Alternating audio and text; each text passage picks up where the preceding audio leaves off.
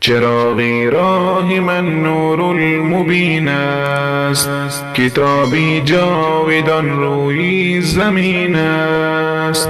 بخوان با چشم دل هر آیش را، که قرآن راهنمای متقین است.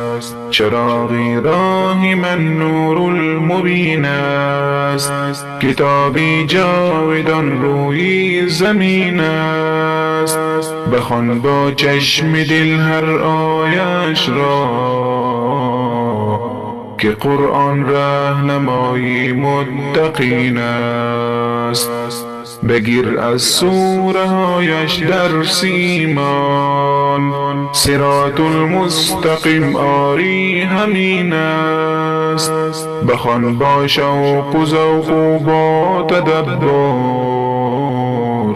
که قرآن رحمتی بر مؤمنین است. چراغی راه من نور المبین است، کتابی جاودان روی زمین است. بخوان با چشم دل هر آیش را، که قرآن راهنمای متقین است. بخوان قرآن که درسی زندگانی است، کلامی کردگار و رمز دین است. بخوان آیات حق را در جوانی، بخوان قرآن که دشمن در کمین است. چراغی راه من نور المبین است، کتابی جاودان روی زمین است. بخوان با چشم دل هر آیش را، که قرآن راهنمای متقین است. بخوان قرآن ولی با درک و بینش، که خاری چشم شیطانی لعین است.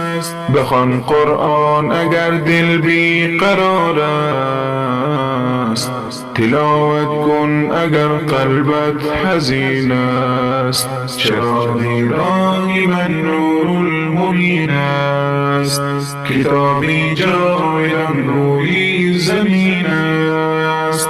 بخوان با چشم دل هر آیش را، که قرآن راهنمای متقین است. اگر افسرده و دل مرده هستی، بخوان قرآن آرامش در این است. کتابی جاودان روی زمین است، چراغی راه من نور المبین است. چراغی راه من نور المبین است، کتابی جاودان روی زمین است. بخوان با چشم دل هر آیش را، که قرآن راهنمای متقین است. صل على محمد وآل محمد حبيب الله. اللهم صل على محمد وآل محمد حبيب الله.